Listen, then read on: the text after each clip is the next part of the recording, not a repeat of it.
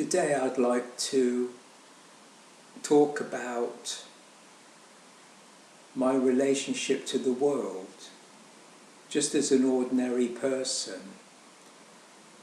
So when I say ordinary person, I mean the person I've always been all through my childhood and my adulthood. Just a typical everyday person. And I may have read certain books, I may have watched certain films, I may have been to certain countries, I may have inherited certain characteristics of a physical and psychical nature from my parents and grandparents, etc. And I may have been to university, I may have not been to university.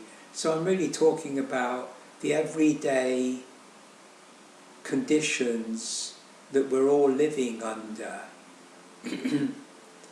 And when we meet each other, we can recognize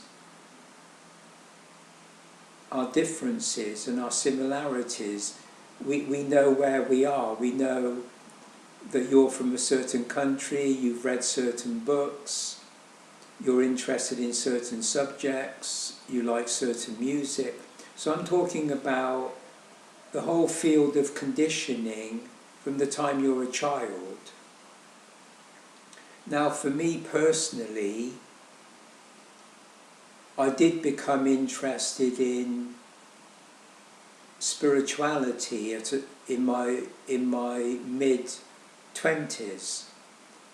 and that's been the main occupation for 50 years, to be interested in the whole field of spirituality, including mythology, symbols, religion, mysticism, the whole range of things.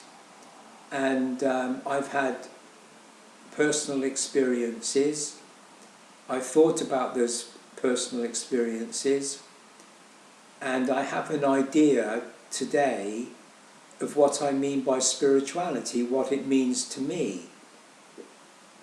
But what it means to me is a very private thing, which I don't necessarily share with anybody. So in the area of spirituality itself, in essence, I would say that it's a very private thing. It doesn't need to be known to anybody else. I needn't share it with anybody else. And you might say, apart from that special thing that I've done, that specialized area that I focused on in my life, I would say everything else is quite normal, everything else is ordinary. My conditioning is relatively the same. I haven't tried to change my conditioning. I haven't lived to any particular model, principles. I'm relatively well behaved and I'm moderate, and that's what I find acceptable. So if I meet people and there's a bit of a problem, a disagreement or a different temperament, the emotions get a bit difficult, there's some friction, none of that bothers me. I just live with the fact that people are different, that things won't always be right. I mean, just the simple thing of going to the shops. You go to the shop, and quite a lot of people that work in the shop, in the supermarket, they know me. And over the years, for the last, say, 20 years, since I've been here, I mean, I've got to know, just by going to the shop and such, I've got to know 20, 30 different people. But when I go and when I go to the cash out, when I go to take my food to be checked out, I usually go to one or two people that I feel easy with. I feel easy with them. Now I can go to another checkout and I don't feel so easy with that particular person. And if I make the choice not to go to that person because I feel uneasy in some way, I don't know, maybe there's been some difficulty there, misunderstanding or some little thing about that person, that doesn't bother me. I just see that and I make the choice to go to someone where things are much better for me, but I don't analyse anything, I don't compare the two people, and I never ever analyse another person. I don't try to go into their psychology. I don't try to go into their behaviour. I mean, if I get along, I get along. If I don't, I don't. I don't try to, unless I have a relationship with an actual person, a personal relationship with someone I know, then I'll try to put things right by saying I'm sorry or something like that, which can happen even to my best friend over 32 years. I mean, we used to live together for many years, and he comes to see me, and over, say, those 32 years, there's been a few difficulties, and we work them out, and usually we work them out very quickly, so that the next time we meet, there's no reference to the past. We just put the problem aside. We just deal with the actual difficulty. So in terms of people's conditioning, I have no problem with people's conditioning, whatever that is. And I don't try to read other people, as I say, I don't try to analyse other people. And in everyday life, I just make my choice whether to relate to someone or not to relate to somebody. Maybe there's a bit of negativity and it doesn't bother me. I just decide not to relate to that person. And if I have ongoing relationships, then I adapt to those, I deal with the difficulties, and usually in my relationship very little difficulty comes up. So that means that I don't use spirituality, I don't use my psychological knowledge to change the relationship. I just simply try to understand people's conditioning, and as I say, just have a simple good manners to say you're sorry, and generally speaking that solves the problem. And I don't seem to need to do anything else. So with my friend, I just say I'm sorry, or it's been a misunderstanding, and immediately we put it right. And so regarding, say, other conditions in the world, for example, what's going on politically,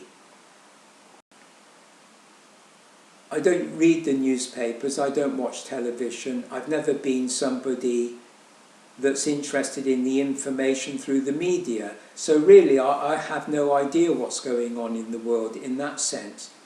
Although over, say, the last 20 years, for example, of course I pick up information that more or less tells me what's generally going on in science, in politics, between countries where they might be having conflict. So I generally know more or less what's going on in the world, but that just comes through my friend. Basically, my friend tells me lots of things. He travels around a lot and goes all over the world giving talks. He's a professor of psychoanalysis, and So through him I'm well informed in what's going on in the world, generally speaking. But if you take, say, politics, I feel I don't need to know what's going on in politics. So if you think, well, what are politics about? Well, politics to me is basically keeping order within society, and politics, they use the police for law and order, and the courts, and various things. And I respect what people are doing. I think that within politics there's all kinds of problems, but I respect the people that are dedicated to politics. I think that human nature is the way it is in terms of our conditioning from our kind of animal instincts, which are, say, aggressive and sexual and that kind of thing, very emotional, and things go wrong. And things go wrong in extremes, so there's a war, or things go on in a very petty way between people. And I feel that most people are dealing with their everyday problems, whether they're politicians or whether they're doctors, whether they're people bringing up a family or teachers. And my basic trust of human nature, trust of people, and that basically people are intelligent enough to know themselves to the degree that they can manage their daily life and get through their daily life and be dutiful in their family, in their work, in what they're dedicated to, whether they're artists or politicians. So if I hear, for example, something going on in the Middle East and there's disagreement between countries, and I think, well, yes, there will be, and there will be difficulties, and there may be crises, and there may be conflict and war. And I don't see that as a problem. I see it as a fact. I see it as human nature. And I have personally no intention or ideal. I don't have an ideal of a perfect world. I don't have an ideal that the spiritual person can solve the problems in the world of other people. I think if you're a spiritual person, like I feel I am, I keep that to myself. My spirituality isn't moral. My spirituality isn't idealistic. I'm not interested in utopias. I'm not interested in perfect relationships. I'm not interested in ending conflict or ending disagreement or ending violence. I'm not interested in changing behaviour or changing conditioning. I think that we're all working together on this planet, and we're all going step by step over the last, say, 30,000 years, since, maybe a bit longer, where we've had language and societies and everything. And I feel that whether you look back to the Greeks or the Egyptians, or you look at Aboriginal society, I think basically human nature is human nature. And as I say, when I go walking around where I live, and I feel that people are moderate, they're well behaved, they're conscientious with their family, with the country they live in, they're respectful to the law, etc. And I think that's great. I think that to me reassures me that I can live here, I can walk around and basically be left alone and be free.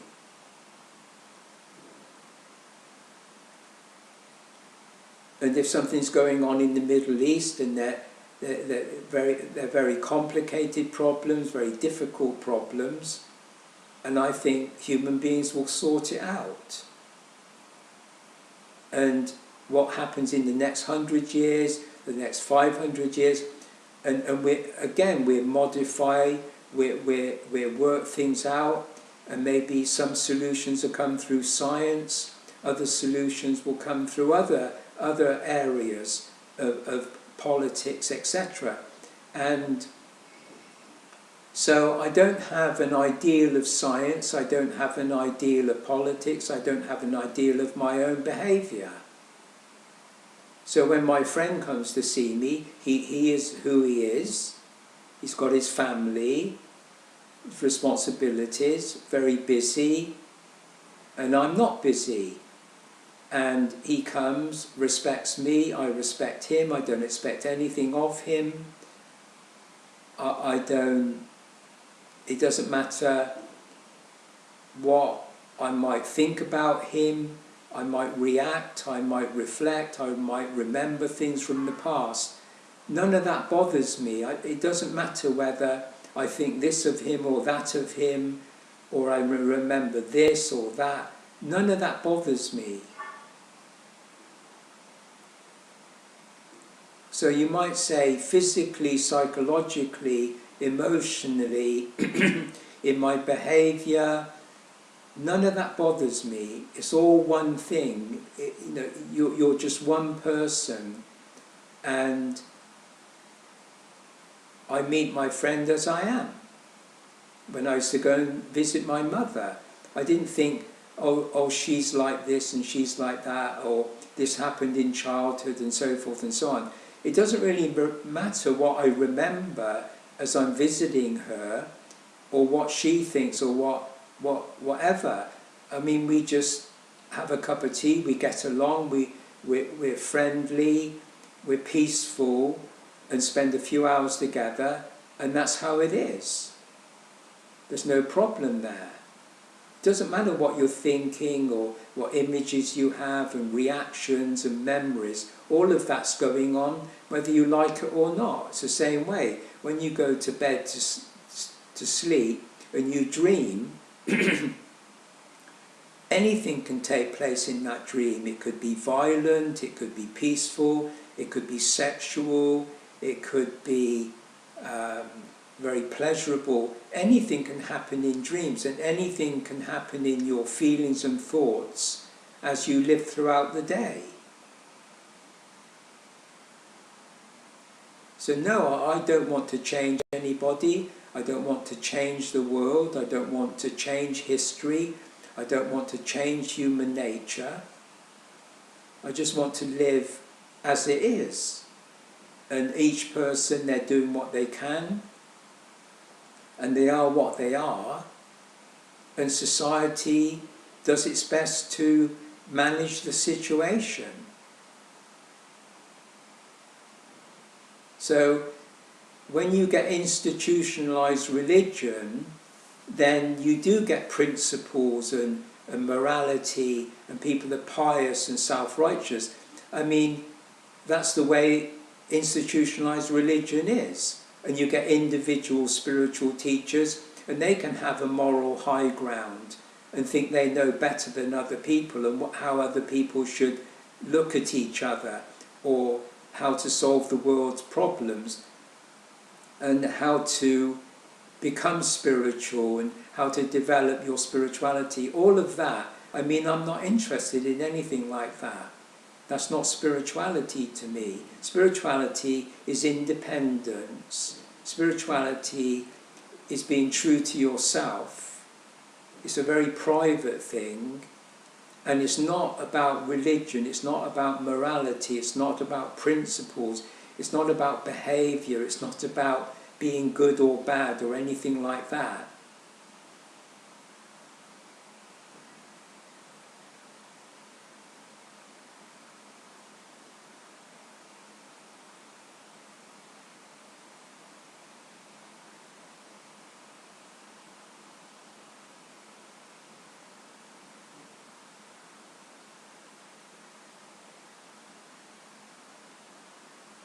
It's the same way. If you go, like I do every day, down the river, up and down the river for a couple of hours walking, and there's lots of birds, lots of animals,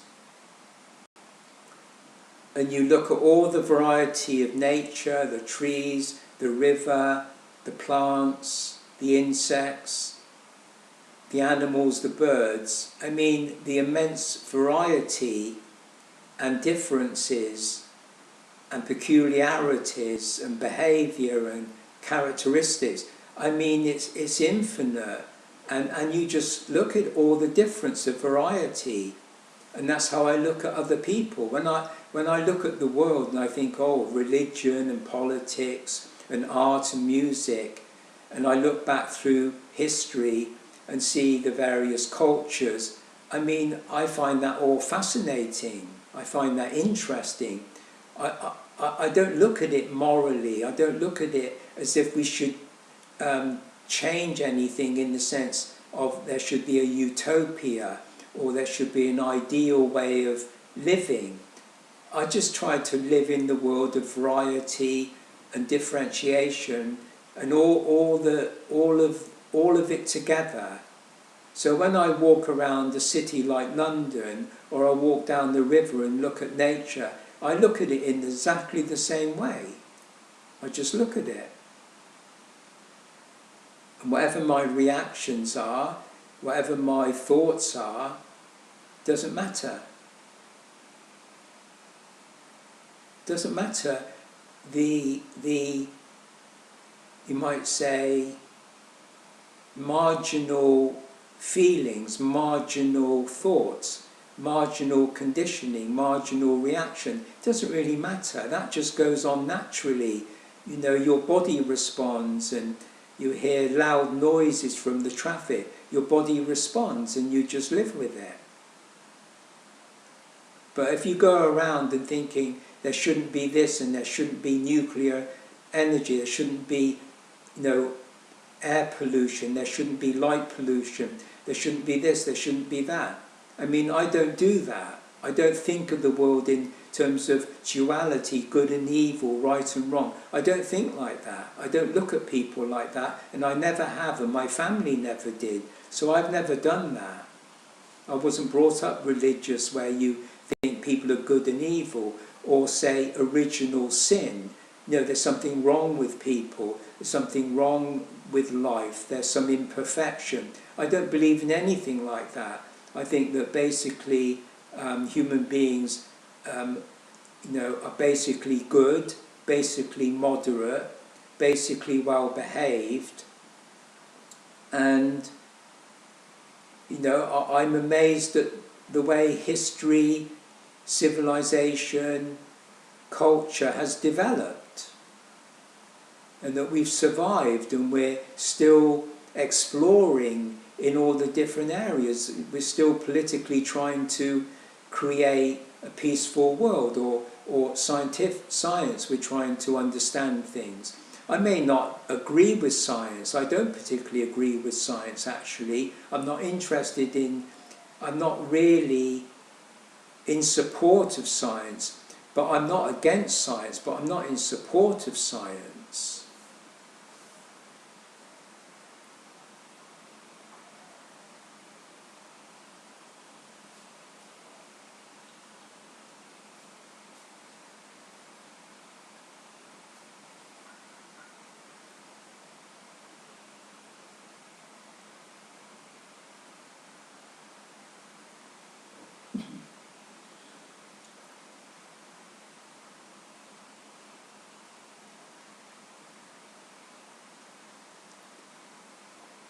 For me, spirituality is about freedom. Freedom of oneself, to be alone, to be private, to sit in a room, walk down the river, be in your own space, look at the world as you look at it.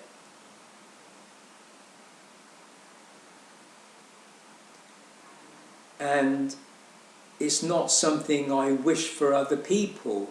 I don't think of spirituality as being something other people should adopt and be like you, as it were.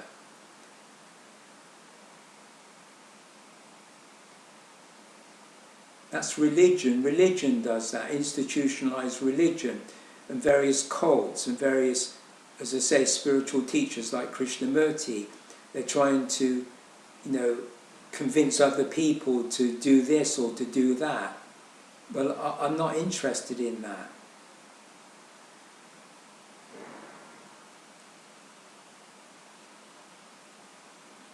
I don't think that, the world has problems, you've got to solve the problem, in the sense that there is a problem to be solved. I think there's infinite problems and infinite solutions right across the world. I mean, over 7 billion people. I mean, I don't think there's like a panacea, or that spirituality is that panacea. Whereas Krishnamurti thinks if we were all like him in this particular universal mind, then everything would be all right, because we'd be living in the truth. But that's just, to me, idealistic. And why should I want to be in the state he's in? And why should he think anyone else should be in the state he's in?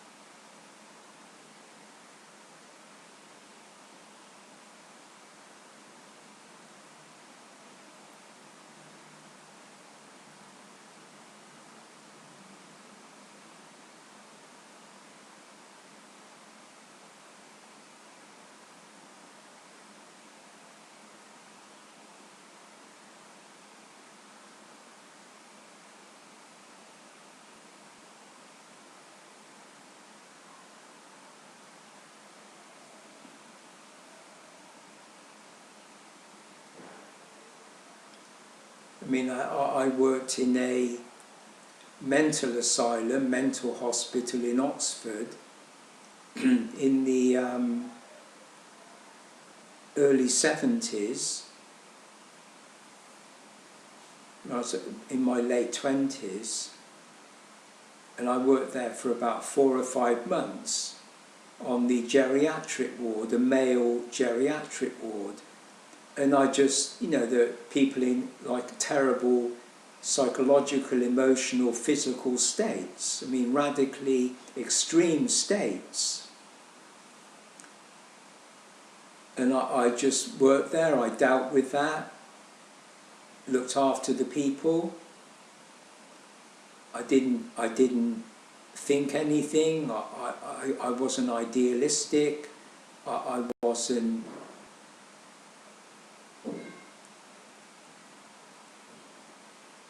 they're people, and I looked after them.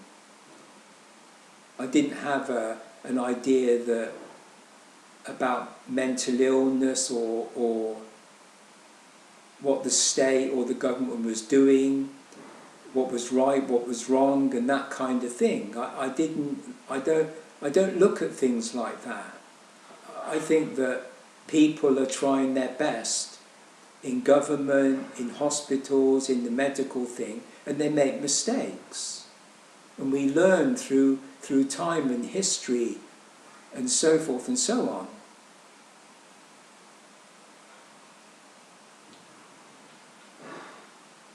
You meet people and they're in a difficult emotional, psychological state. They may be dissociated, confused, etc. And when I meet such people, they are what they are, and I don't feel... I mean, I respond to them, but I don't feel personally responsible, or that I have a way of looking at them in terms of having a solution for their problems. I don't think I have a solution for anyone's problems, whereas Krishnamurti thinks he has a solution for the problems of the whole world, as if he's got the key to psychological problems. Or other spiritual teachers, they think, well, if you were in this special state of mind, then everything would be all right, and the world would more or less be perfect. This is what I'm hearing from people. This is the kind of spirituality that's going on now.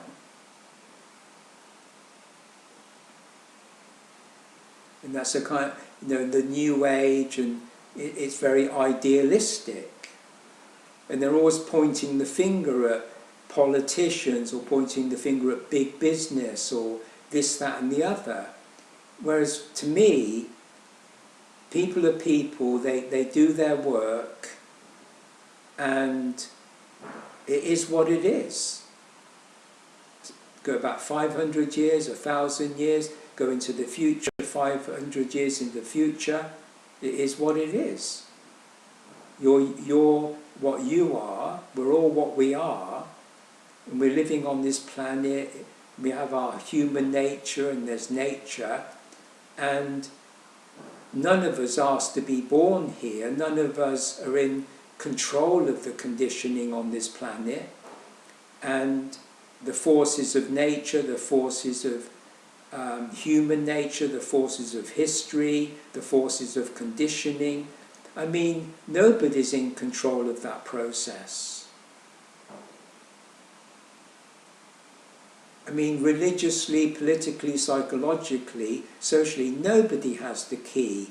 Nobody knows what to do. We're learning, adapting. And I think we're doing very well.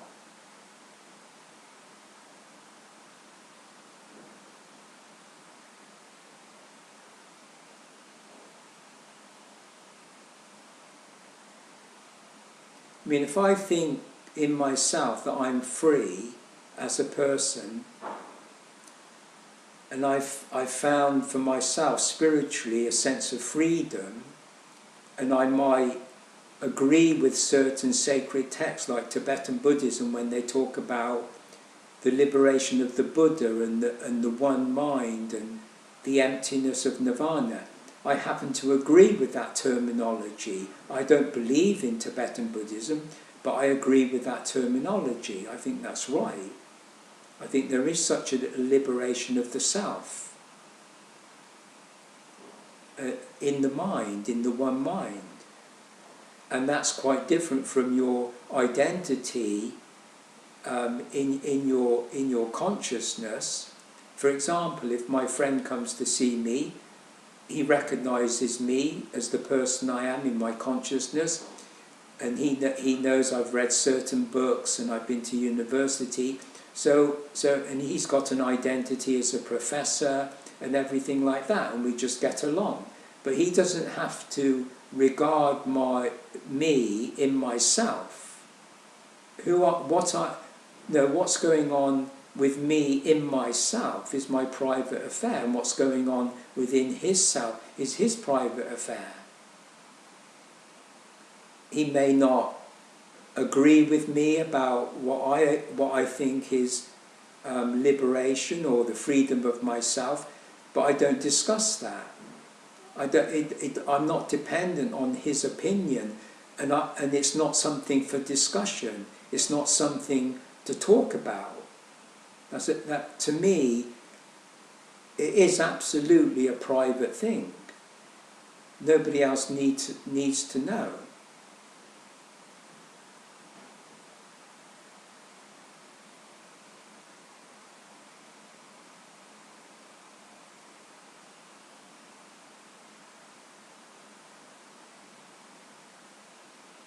So as I say, if I do feel free within myself, and I don't refer to any terminology, I don't believe in anything, I don't depend on any sacred text, I don't associate with other people in spirituality except my friend. I'm not interested in other people's opinions of what I might feel is very valuable to me.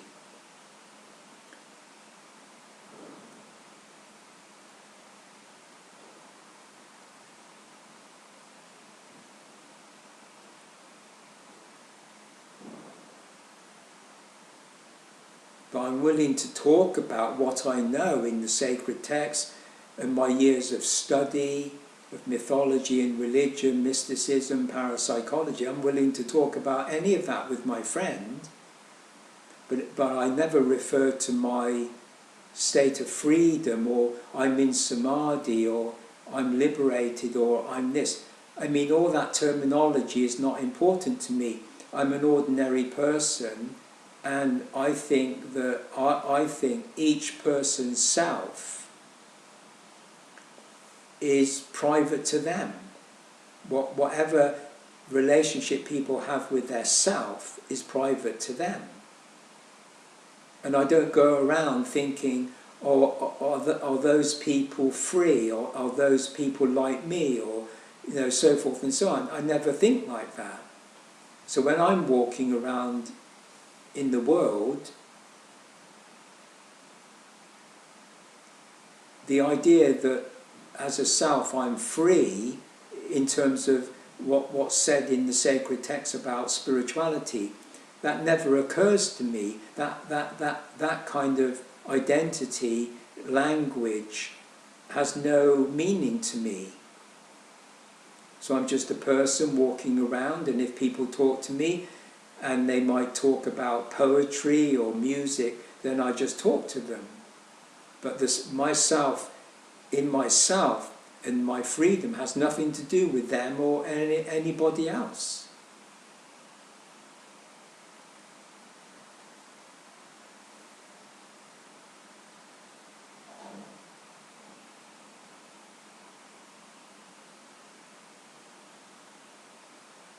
I mean, if somebody found out about me and they wanted to know what it was like and what happened to me and what kind of experiences I went through and the shape of my life and my story, sure, I'll talk about anything. It's not that I won't talk if I meet people and they want to talk about it and they're interested in liberation and they feel they've had experiences to do with that idea of self and liberation and satori, samadhi, yeah, I talk to them. But it wouldn't interest me to change another person or think that I can change anybody or share what I have with anybody. I can't.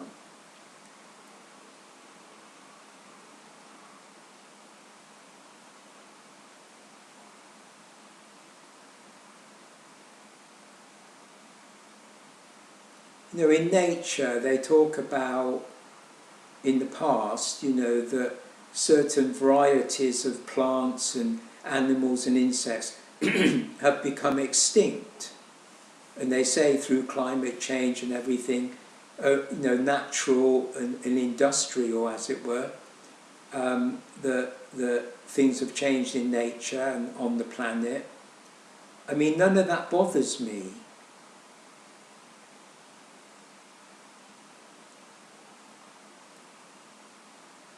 So the human condition and the natural condition and what goes on in those two areas, I just accept that.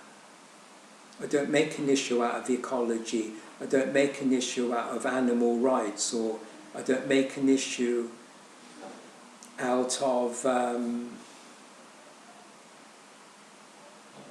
things should be this way or things should be that way, and wouldn't it be nice if so and so and so and so. So if, as in England, you've got the native squirrel is a red squirrel, and I think the grey squirrel, I don't know where it came from. I think it came from America, I'm not sure. I don't know how long ago. But basically now, in almost all of England, the grey squirrel has taken over, so there's very few red squirrels. That doesn't bother me. But there are people all across England that want to kill the grey squirrel and bring in the red squirrel. which I think is monstrous. I think that's really monstrous to do that.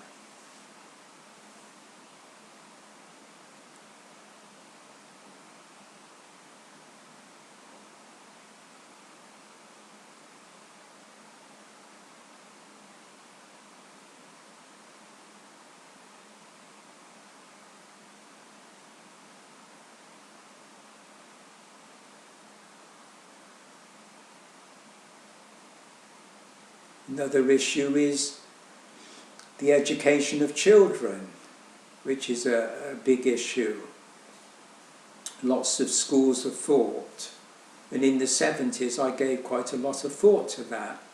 I stayed with people that went to very special schools, very liberated schools and everything. Public school, private school. And Krishnamurti School, Montessori, a place called Summer Hill, which was probably the earliest school in the 30s, 40s, 50s, where students can go, and they were quite gifted students, and they were more or less free to take whatever subjects they want, etc. And I actually lived with some of those people. So I was very interested in education, not education in an institutionalized sense, but just really, I suppose, based on my own upbringing, which was very free.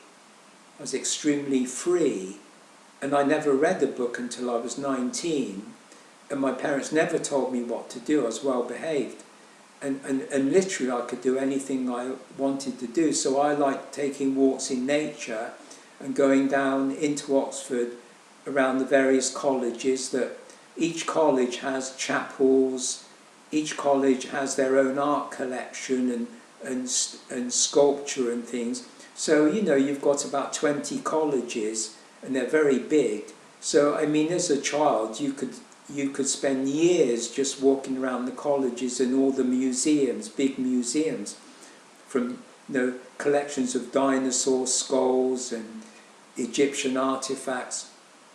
So most of my childhood was spent around the colleges, museums, and nature. That was my life. I didn't belong to anything. I didn't go anywhere special. I didn't collect anything. And so I'm very interested in freedom. That's been my main thing all my life. And this sense of being free as an individual. And when I became creative in terms of poetry and art, that was very appealing to me. And I've tried to live my life so that I've always left space for creativity and that kind of thing. So I am very interested in children being independent, creative and free. And of course, what does that mean in real terms?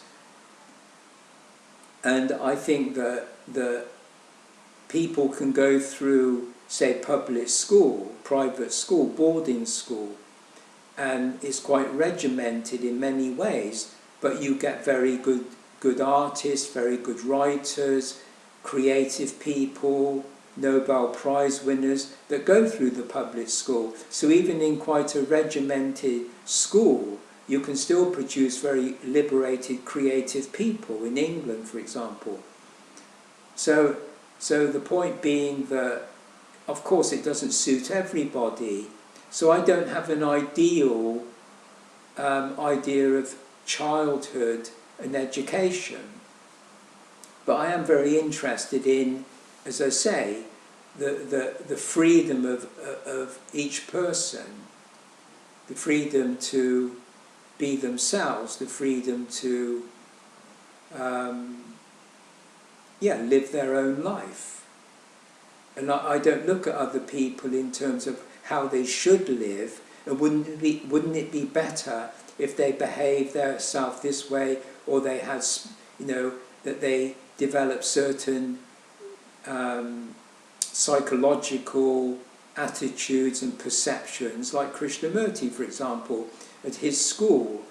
You know, there's a certain kind of there are principles, there's special doctrine of the way to look at a human being, the way to communicate to children, and how they should perceive the world, what they should do, etc., etc. Well, I don't believe in anything like that. I don't believe in any person trying to manipulate, condition, or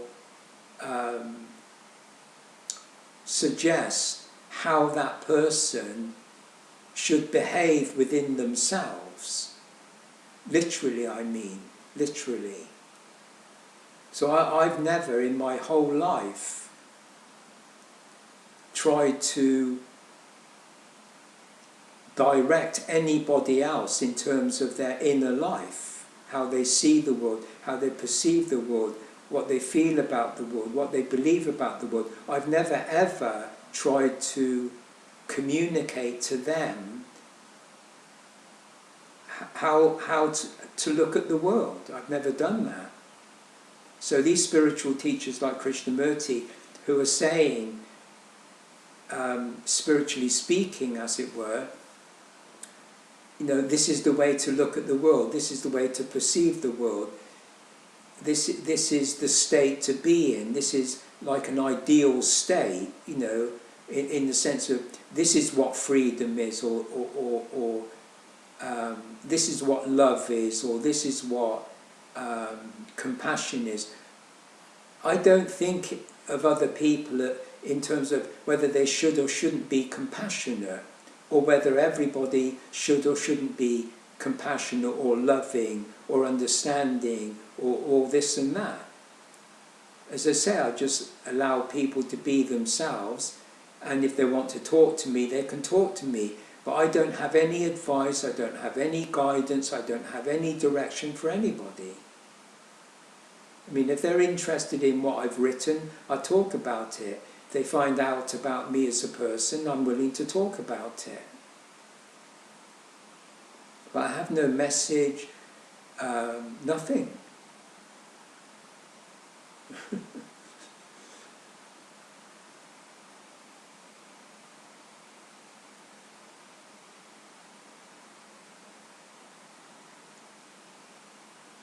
I mean, my parents never got inside my head. My grandparents, and no one ever did that to me. And if any, I know I met people in Oxford a certain period in my life. It seemed to be in my 30s and 40s. You know, that there seemed to be a lot of people that did try to get into your head, that were manipulating and suggesting and projecting into you psychically, psychologically, emotionally. Well, I just keep away from people like that. I'm afraid Krishnamurti is the epitome of that, and what goes on between him, or what did go on between him and the children in his school. And I'm sure it went on in the various Steiner schools and Christian schools and Muslim schools, all these different things. The same indoctrination, manipulation,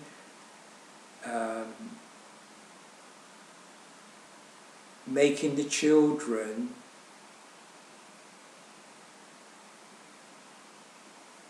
condition the children, indoctrinate the children in how to look at life. And I don't think you should ever do that.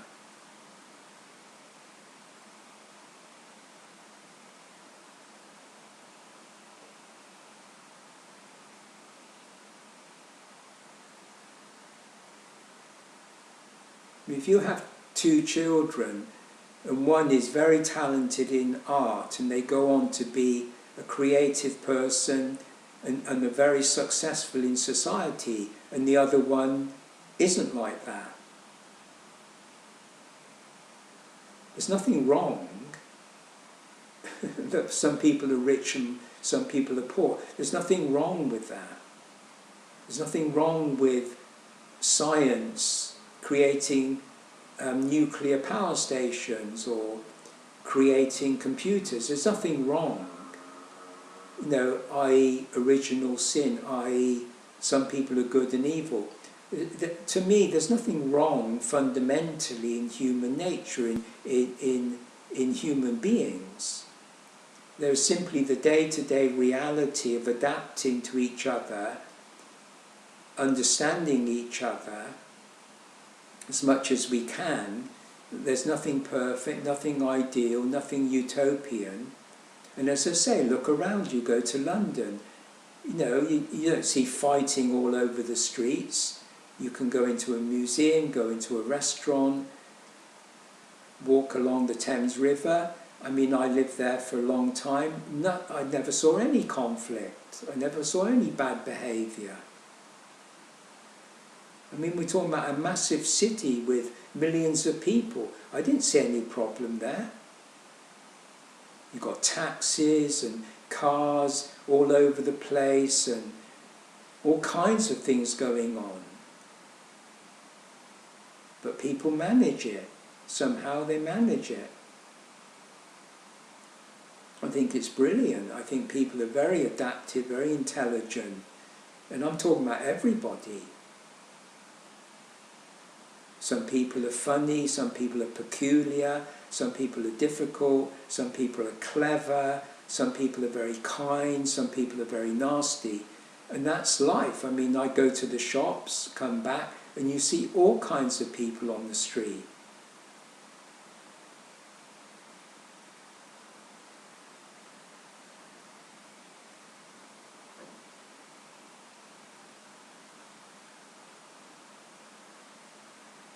When I went to India in 1970, I went across Europe and across Iran and Afghanistan. None of it bothered me. I didn't think, political, violence and, this and that. It could be negative, it could be this, could be that. As far as I'm concerned, I was just travelling through different countries. There are people there and nature there, and it was just the world. It was the world.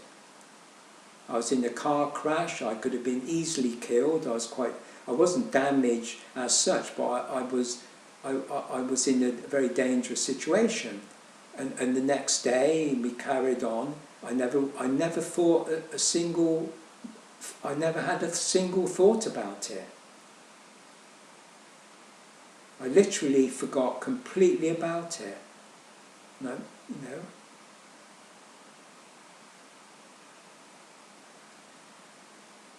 Yeah, people are bizarre and unpredictable.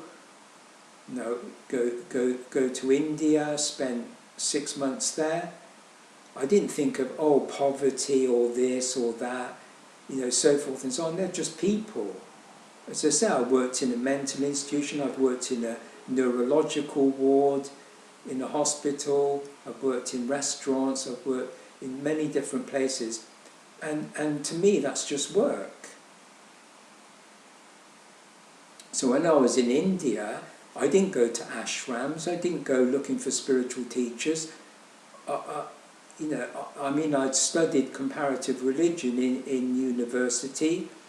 I was very interested in a particular Lama that I went to visit in the Himalayas, spent a while there, and then just wandered around different temples. But I wasn't searching for any belief system, I wasn't searching for any ashram or guru or anything. And spiritual, very deep level spiritual experiences happened to me in the Himalayas, but they were happening to me when I was in America and when I was in England, quite naturally, even before I read any spiritual books. I was going through a kind of spiritual transformation or initiation or change or whatever you want to call it before I knew anything about it, just as an ordinary person. And so, as I say, just in India to me was a place with people in it. It wasn't, I didn't go with any image of what India was. Literally, I mean, apart from the fact that I went there and I was going to visit this Lama and I had a friend there who had a guru. But nothing like that happened to me. And as I say, you know, rich and poor, and you've got beggars, and you've got middle class people in India, all that kind of thing. That's their affair. That's not my affair. I mean, that's their affair.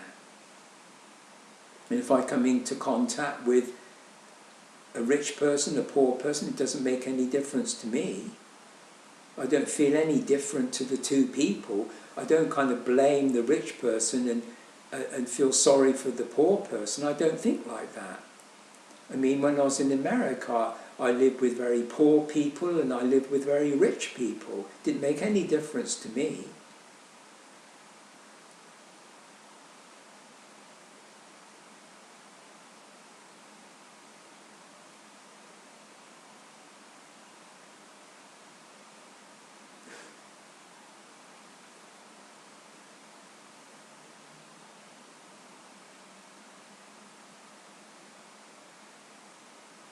You know, when there was that big tsunami, I don't know how many years ago, there was a massive tsunami somewhere, and it flooded all the coast and killed lots of people, and a lot of people were in the mountains, and then they came back and they lived there again.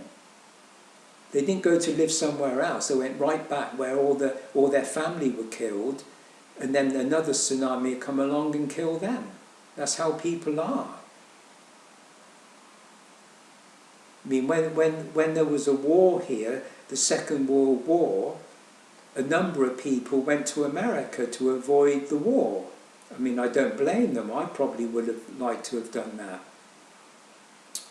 And other people, they sign up, or they're taken into fight in the war and they're killed and the family's killed. And if other people in the family want to go to America, good luck to them. Why not?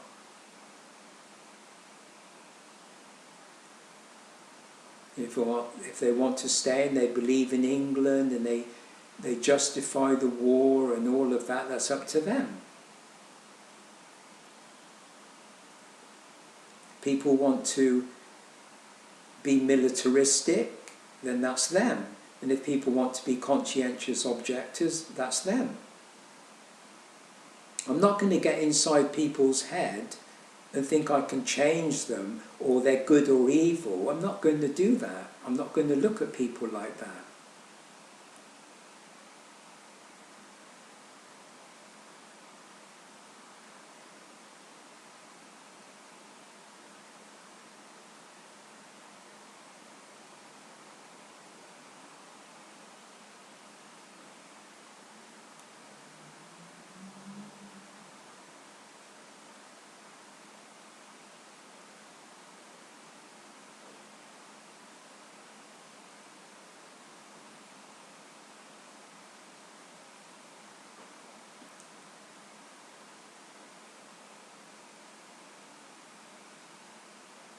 I mean, my mother had a relatively tragic life. She was an extremely peaceful person and never really was in conflict with anybody or anything like that.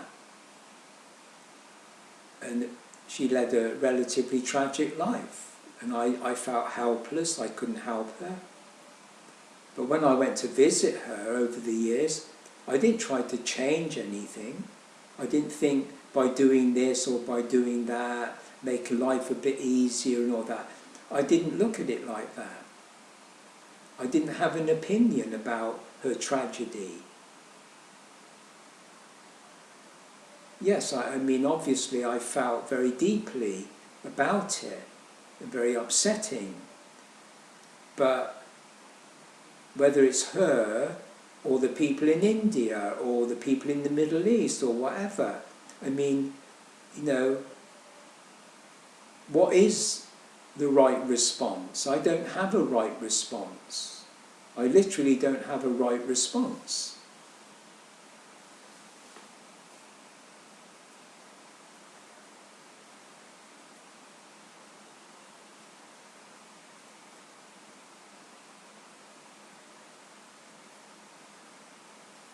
I mean, I left Oxford, and my brother and sister were there, and they looked after my mother in the sense of visited her and everything. And when one day she just died on her own, sitting in the chair.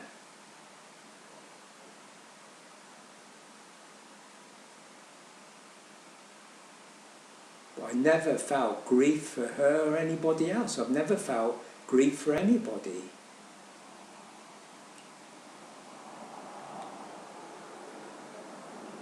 As I say, I was in a car accident, and that's it. Next day I forgot about it. If I have any emotional, psychological, nervous problem today, tomorrow it won't be there.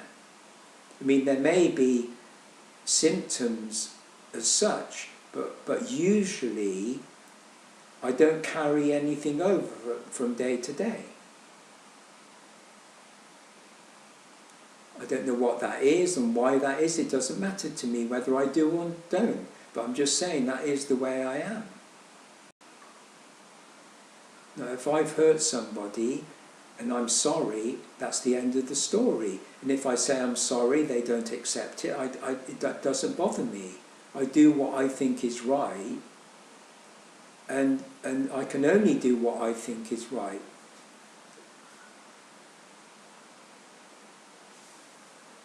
And if people from their own perspective don't get it right regarding me, then they don't get it right.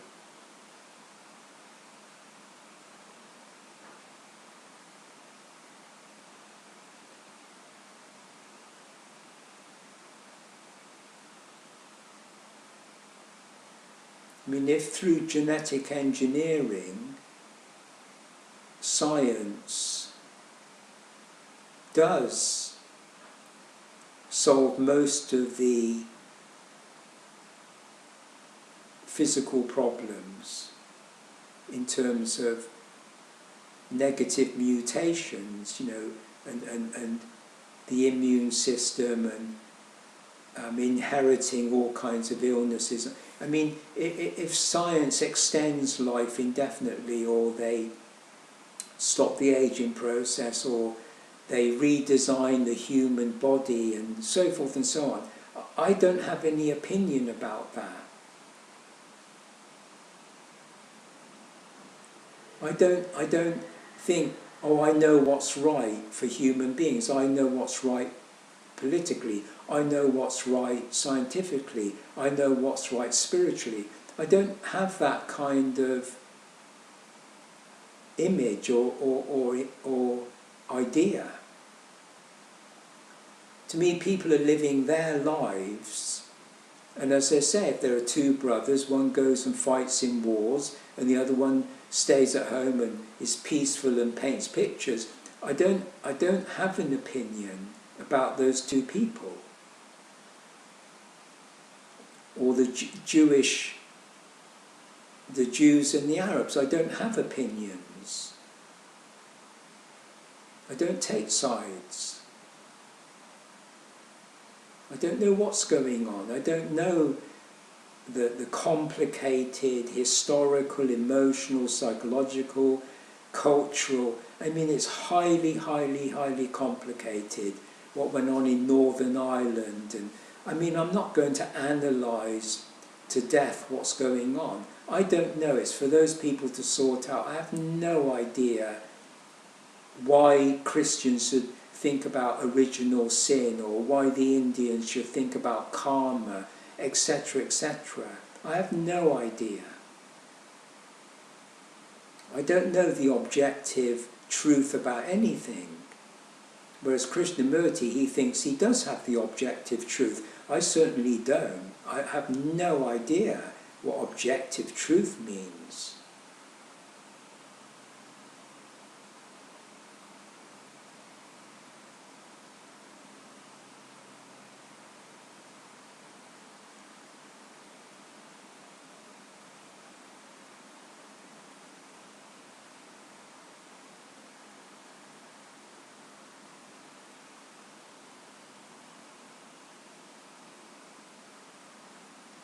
I mean, I live opposite a church. which is between the house and the castle. And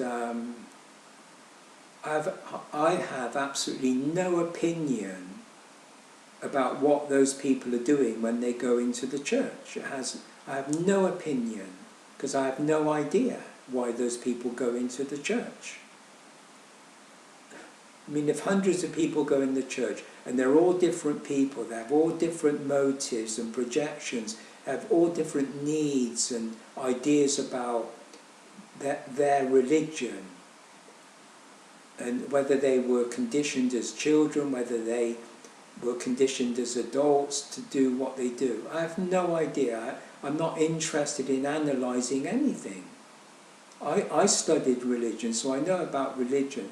But as far as human beings doing what they do, I mean, I don't even spend 1 second thinking about what those people are doing in that church.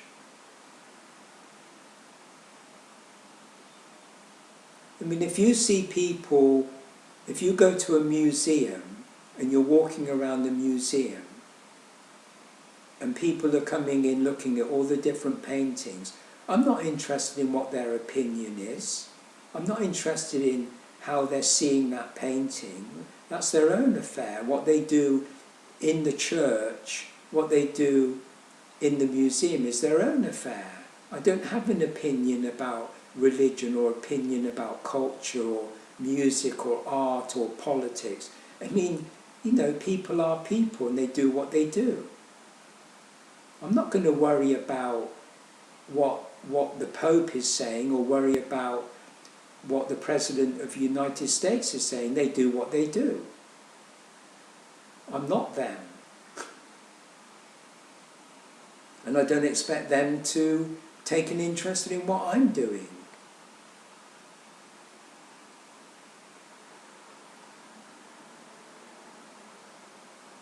And why should they? Because I have nothing to offer them. I'm not in rivalry with religion or anybody or anything like that. I don't think anyone has the objective truth about human nature, human culture, where things are going and what went on in the past and where the human species comes from. Is it evolution? Is it incarnation from another dimension or reincarnation? I have no idea about those objective truths. I think we're all in the human condition together. We're all working it out in our own ways, and I think that people have the right to be themselves, and there is no panacea, and I don't think people should try to get into people's heads and tell them what to do on any level. On any level. The only thing is, with children, you present children, hopefully, with the freedom to be themselves and discover their own potential. That's it, basically. But as far as other people, we make the world we live in. And there is no divine template. There is no moral code. There is no ultimate principles.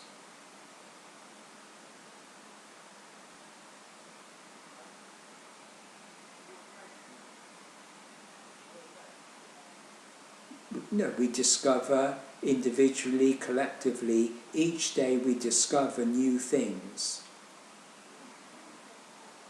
And yes, we are conditioned, yes, we have traditions, we have habits, etc., etc. And we're limited, and we make a mess of it sometimes, and quite badly sometimes. But we carry on. To me, there's no objective authority in an individual like Krishnamurti or in Buddha or Christ or anybody. And if Buddha liberated himself, as it were, then he did. But it doesn't mean to say other people have to do that. That's his private affair. That's what happened to him. But even what happened to him, however desirable, however positive, it doesn't mean everybody has to idealize that. And I'm sure a person like the Buddha living his life, he had his own conditioning, he had his own family problems, he had his own peculiar personality problem, I'm sure of that. Whereas someone like Krishnamurti says he's eliminated his personality, eliminated his self. He's not Krishnamurti. He has no problems, that's what he says. Just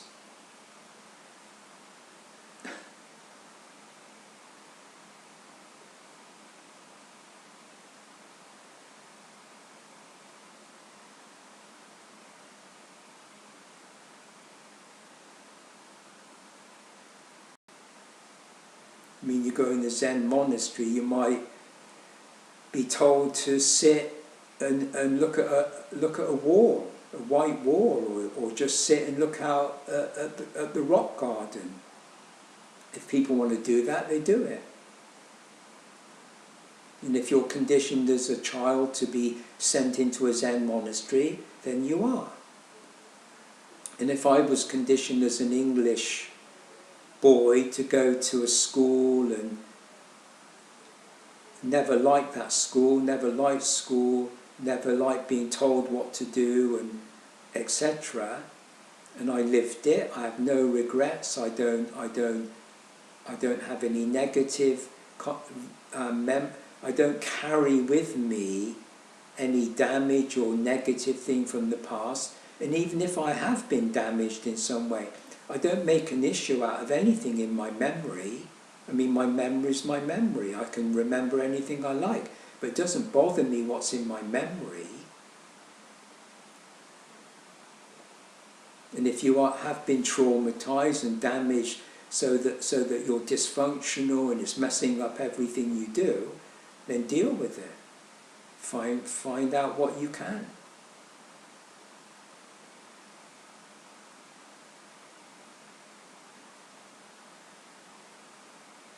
But for me, in the human condition, there's no special case. We're all in it together. But the only special case would be children. They're the only ones I would say that we've got to pay special attention to. But I think everybody else and their condition, however rich and poor, tragic or not, I think that is the human condition. And you begin from there. And if you meet people that are tragic, and you meet people that are very successful and happy, then to me, I don't compare those two people or think the one should be like the other. You deal with what is, what's going on.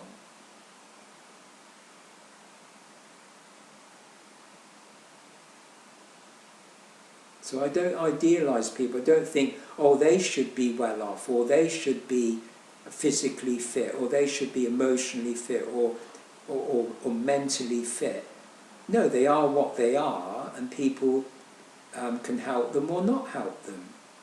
And you have to deal with what can be done within those conditions, and maybe some people they're not helped.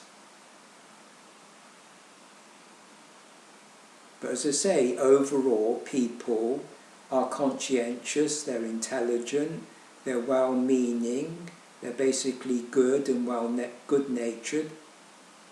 That's how I see it. That's how I feel about life. That's how I've always felt about life.